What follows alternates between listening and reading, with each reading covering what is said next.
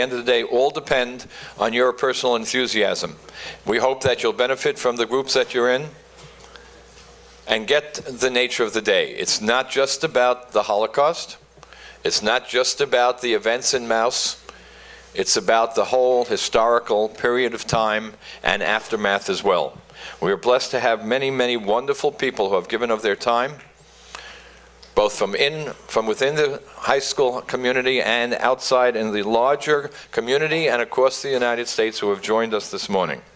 Without any further ado, it's my pleasure to present to you the overall coordinator of this program.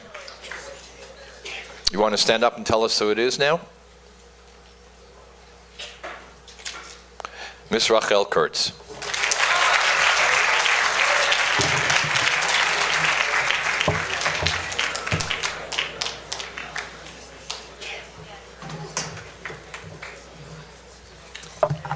Welcome to Book Day 2015. Do you want it? Over the course of the day and the assemblies and sessions that you will attend, you are sure to be riveted by the power of the visual images and the written word as they take you to events from the past, in the present, and toward the future. I'm just going to briefly review the schedule of the day. Following this assembly, you will go to your first session, and then after 45 minutes, you switch to your second session, and after that, you will have lunch. Following lunch, you will go to your third session, and then your fourth session, and then we all return to the auditorium for the closing assembly. On behalf of myself, Mr. Brian Katz, and Ms. Micah Bloom, we must thank the people who helped Book Day come together. Thank you to Ms. Bibi Levitt, Alumni Director, and for all those people who lined up for the food sessions. Thank you to Ms. Shifra Hannon, Ms. Amy Sasson, Ms. Rochelle Dweck. Many thanks to Ms. Shelley Kaplowitz, Ms. Ariella Robinson, Mr. Jason Novetsky, Mr. Brian Gelfand, Ms. Therese Berkowitz, Mr. Adam Hofstadter, for their artistic, musical, and literary contributions. And of course, thank you to our guests and our faculty presenters who make Book Day so compelling. As always, thank you to Joey Baum, Rochelle Gersh, and the AV squad, and all of our student committees. Enjoy the day. Now I will introduce our keynote speaker. Abraham Foxman has a very unique story to tell. Born in Poland at the beginning of World War II, and left by his parents as an infant in the care of his Polish nanny in a desperate ploy to ensure his survival, Mr. Foxman has traveled a long way. After surviving the war and moving to the United States, believe it or not, Mr. Foxman graduated from the very same yeshiva where you are studying today. Following graduation from the Yeshivah of Flatbush and earning a law degree from New York University, he went to work at the Anti-Defamation League in 1965, where he made his mark, eventually rising in 1987 to become the national director, where he gained international acclaim for his activism and leadership combating anti-Semitism. Mr. Foxman is also an authority on the Holocaust and Jewish resistance to the Nazis, and has focused attention on the heroic efforts of Christian rescuers of Jews during World War II. We are honored to welcome our very own alum. Please welcome Mr. Abraham Foxman.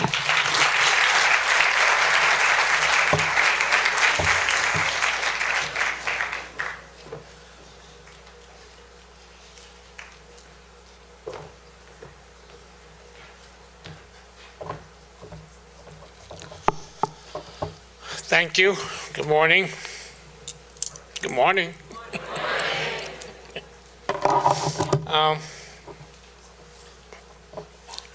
You look marvelous.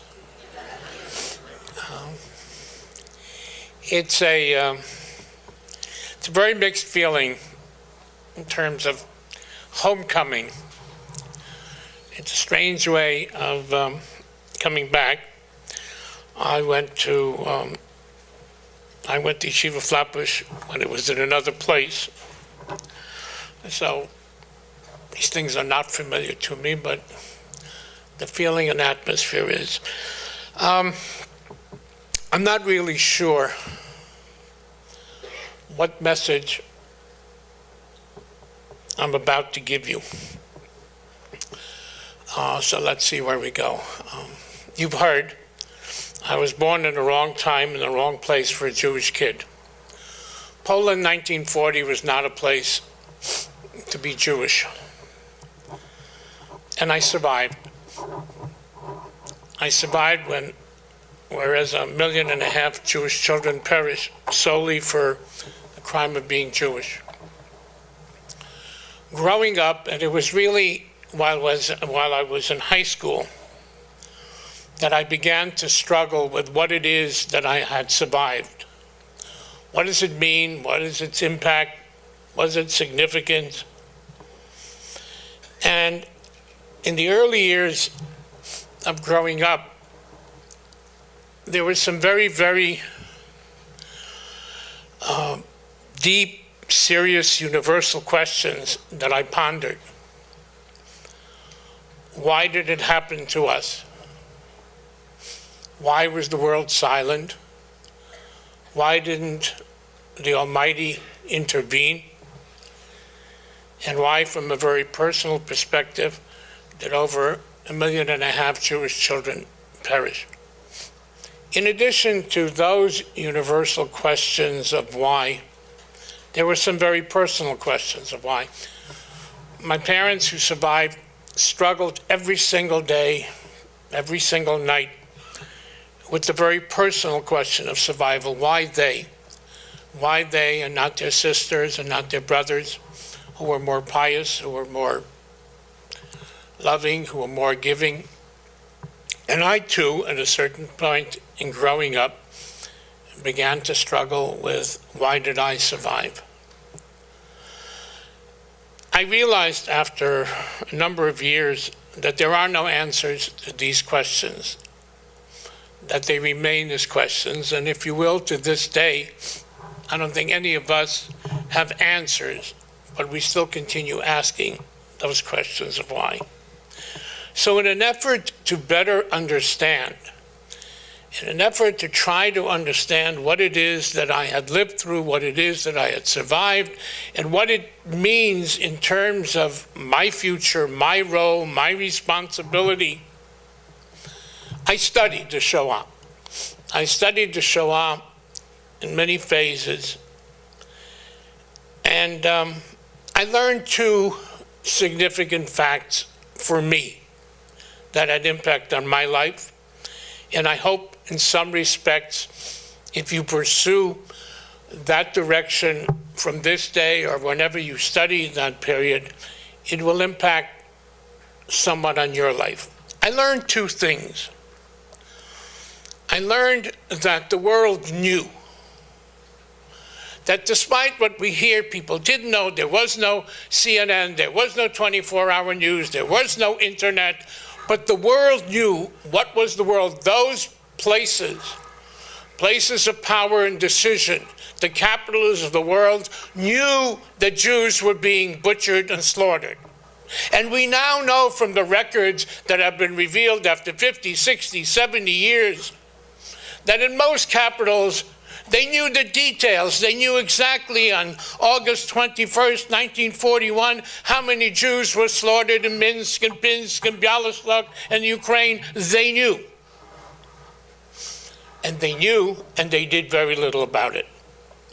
And that's both a haunting and a very significant fact for us to know and understand. That it wasn't that the world didn't know, and the world knew. The people who could make decisions to make a difference, to stop what's going on, then knew. But if you look at events today, with genocides, with atrocities, and wow, we know now, and when you see the indifference, the apathy, the lack of response, then you begin to better understand why the world didn't respond. But you had another issue. We had another issue, and that's the issue of anti-Semitism.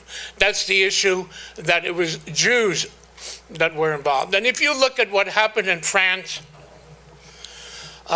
a couple of weeks ago, and you look at the response. On one hand, the response is magnificent, and yet on the other hand, it delivers a message to us, the Jewish people, which is somewhat a little bit reminiscent. No, Europe is not experiencing today what it was in the 30s and 40s, although it's the worst since it's been since the 30s and 40s. But from the Jewish perspective of history and understanding, after Charlie Hebdo, there were 4 million French people who walked and marched in the streets in protest to what happened. Do you know how many people marched in the streets of Toulouse? Toulouse 2 years ago, 4 Jews were slaughtered at a yeshiva by the same radical extremist Muslims, and they were picked out and selected because they were Jews, and it was a Jewish institution, and the targets were Jews. Do you know how many thousands of people marched in the streets of Toulouse or Paris? None. And fascinating, yesterday there was a protest rally in Toulouse, and 20,000 people marched in the streets of Toulouse. Why? Lama? Because they were opposed to an airport that will change the environmental surroundings. So here again, the apathy or viewing the victims as the other, they're not ours, hasn't really changed that much. The second thing that I have learned was that wherever and whenever and however good people stood up to say no, Jews lived, gypsies lived, gays lived, trade unionists lived. And there too, there is a myth, just like the world was trying to tell us we didn't know. If we only knew, we would have acted. Well, we know that they knew. And then the other myth was that, well, you know, we couldn't do anything about it. And the truth is that that's not true. It's not true. Wherever good people stood up to say no to Nazism, people lived and survived. And I don't know how many of you know, but the country of Bulgaria, people make fun of the Balkans of this and the Balkans of that. And yet it was in the Balkans that a magnificent chapter in humanity was written. Bulgaria, which was a member of the Axis, said no to the Nazis. No, you can't touch our Jews.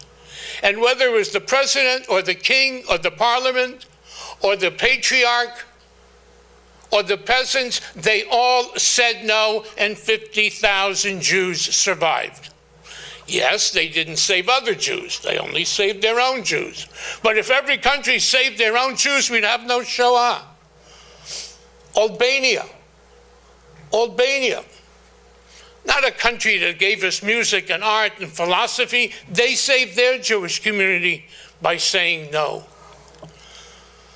Can you imagine if instead of one Oskar Schindler, there were 10,000 Oskar Schindlers? What if we celebrated 1,000 Raoul Wallenbergs instead of one Raoul Wallenberg? And I stand here before you this morning because there was a woman.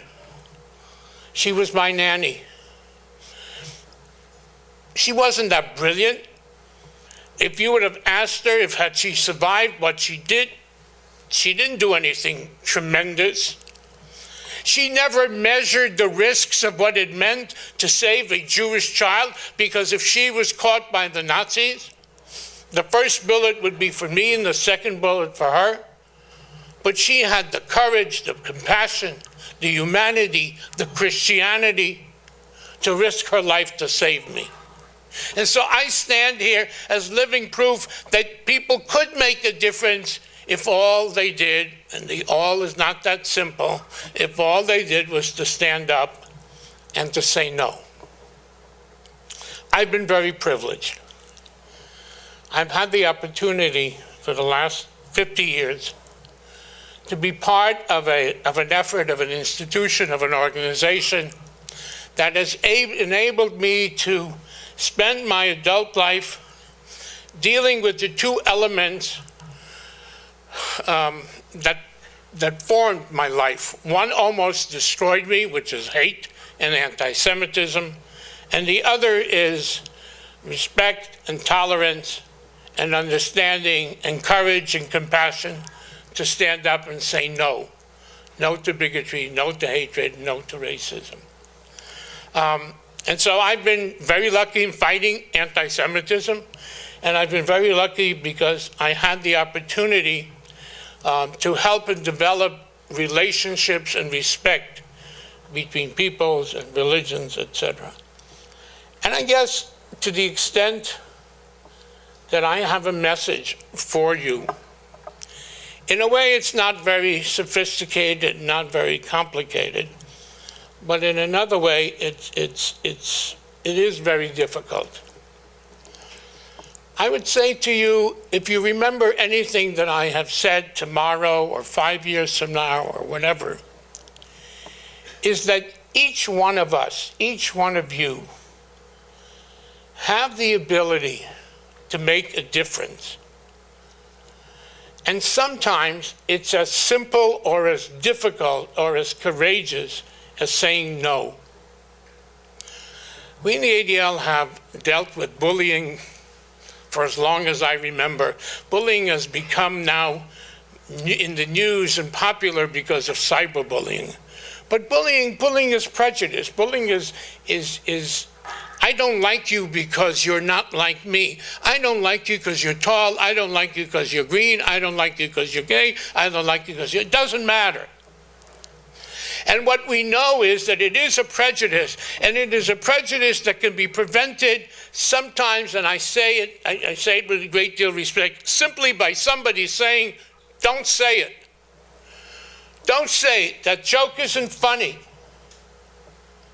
That joke hurts. And sometimes that's all it takes, is for somebody to stand up and say, no, don't do it. Don't say it. And yet, at the same time, I know, and I think you know, how difficult it is to have that courage to stand up to say no. And yet, it can prevent pain and anguish and scarring. And as we know, because of cyberbullying, it can prevent death. And we have it in our ability to make a difference. And if the only thing that you remember somewhere down the line, this guy, Abe Foxman, who stood up on our book day to talk about Shoah, what is it that he was all about? It was all about that we believe in our tradition, we believe in our faith, that life is not predetermined, that we can make a difference. It matters what we say, it matters how we act, it matters what we believe. And I am living proof, because if Bronislava Kurpi was not able or willing to say no during the 40s, somebody else would be standing here in front of you this morning. And I have the zchut, I have the privilege, and to me, it's the miracle of survival. People say to me, well, you know, you survived so you can do that. That's an arrogance. That's the why. I will never know why. I will only know that I have been privileged. But I want to share with you, I had the good fortune, the luck, the whatever, that my parents survived. There were hidden children. I am what is called the hidden child. There are hidden children whose parents did not survive, who could not ask their parents what and where. And so you know I went to yeshiva. So you know that my parents decided somewhere down the line to give me the hemshech, the kiyum of a Jewish tradition and Jewish belief and Jewish faith.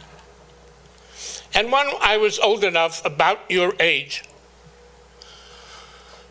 I said to my father, Zichrono Livracha, and this is after I began to understand what the Shoah was about.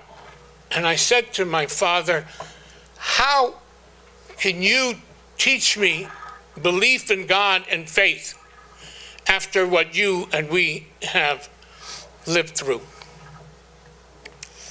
And my father said to me, this was not an act of God, this was an act of man. It was man who perpetrated the evil. And I guess, born out of faith, a person of faith, my father saw miracles. He saw in our survival miracles, and he left a manuscript where he listed 6 miracles where he saw the intervention of the Kadosh Baruch Hu, that he intervened in situations to stop man's evil against man. And that too, if you remember down the line, and when you start asking questions, well, how can there be a God if all these things happen? I too want to share with you that for me and for my children and my grandchildren, the question of faith continues, because in our tradition, it's not God, but it's man. And we have the ability to change that. And you have that God-given ability to make a difference, because we believe that we can make a difference. And I hope and pray that when the moment comes, when you stand at that moment of choice, whether to speak up, whether to say no, that you will take that road and that decision to say no. Because your courage to stand up for respect and decency can make a difference, and it can save lives. Thank you for the opportunity to share with you and to be with you. Have a good and productive day.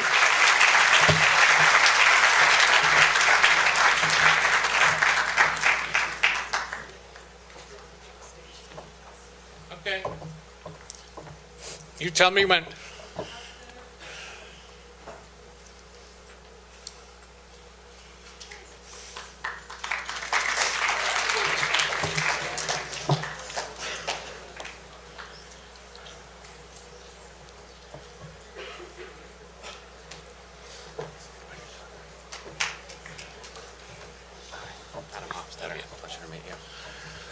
At this time, Mr. Foxman has been generous enough to agree to sit for a short panel discussion. I'd like to call up some of the editors of the Phoenix, the school newspaper, Shani Zendelman, Abby Shigelman, Sarah Levy, Rebecca Zami, Joey Cohen, and Merle Cohen. When we sit, stand. Up to you. Okay. There's a chair for you if you'd like to sit. All right, we're going to start with Shani. I believe you had a question about Mouse, the book that we've all read here for Book Day. Does reading Mouse stir any personal feelings for you? Does reading Mouse stir any personal feelings for you due to your family history? I have to be honest with you, when the book came out, I was critical. I was publicly critical because I felt uncomfortable with the presentation of the Shoah in cartoon characters, etc. I guess I matured a couple of years later. I don't know how many of you have seen a film called Life is Beautiful. If you haven't seen it, download it. Life is Beautiful is a comedy about the Shoah. And I remember when I was in Italy and somebody asked, the Jewish community asked me to look at the film because they were concerned that the guy who did it was like the Charlie Chaplin of Italy. And they were worried that when the film came to the US, and the Jews and the survivors would be very upset. Anyway, so I saw the movie. I saw it in preview. I saw it a couple of times. And I struggled with the concept, and it's my struggle with that brought me back to Mouse. And that is, this was a comedy. Well, it was a comedy, it was a tragic comedy, but the fantasy was this was a father doing all kinds of shtick to protect his child in a concentration camp. And people said, and I said, you know what? Look what my parents did. My parents did the most unnatural thing for parents to do, which is to give away their child in order to save them. And when I came to realization that as years go by and times go on, we need different ways to be able to communicate the horror and the lesson of the Shoah to younger generations. It's not enough to just talk in the terms of survivors give testimony, etc. And that's when I turned and I said, you know what? Mouse is a creative new dimension of communicating. And the story itself, you know, I will be honest, I never read it. Because of the first, you know, my first reaction to it was so negative, and I still don't think that I can do, you know, read the Shoah by virtue of cartoons. But today I have respect and understanding that this is probably today, for you and many others, a more powerful vehicle to communicate the lessons, the message, and the history.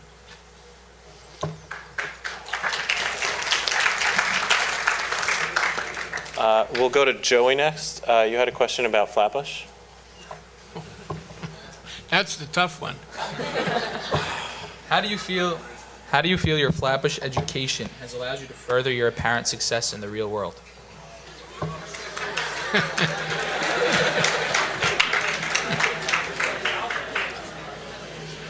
I don't know where to begin.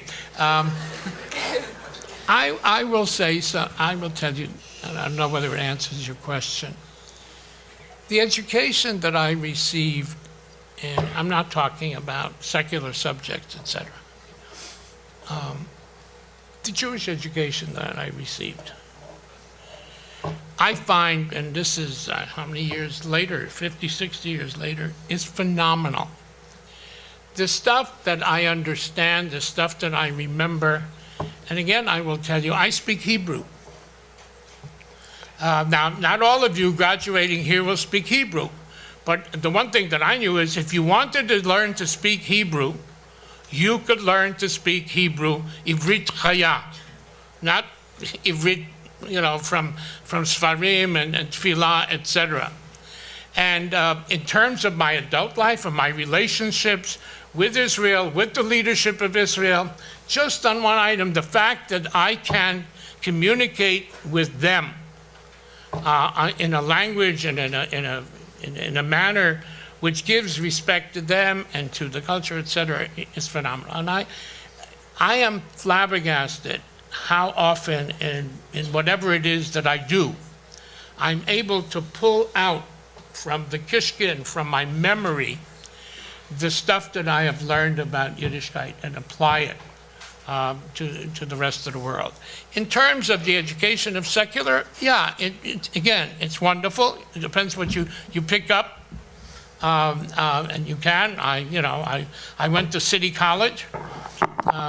City College, when I went, you needed a 92 average to get in.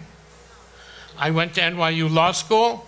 I couldn't have done either if I had not had the background and the teaching and the grounding, et cetera, et cetera. So, yeah, I'm a walking advertisement if you need me to say that the education that I was lucky and privileged. I went on scholarship, and I'll tell you one little story.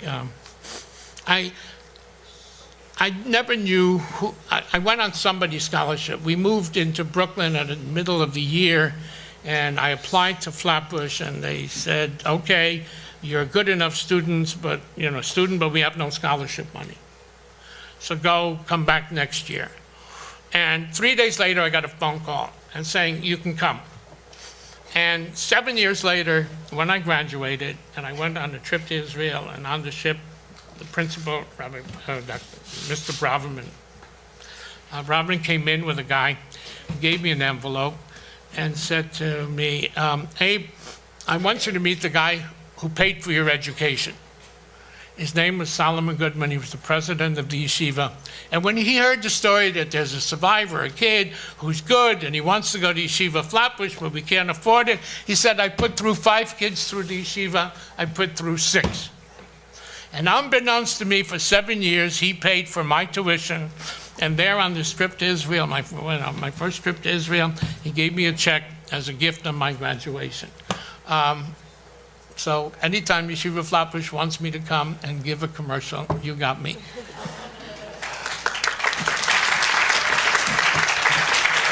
Thank you very much. Unfortunately, we've run out of time. We have a busy day ahead of us, so we have to move on. Thank you all, and thank you again, Mr. Foxman. Okay, fine, we can't wait.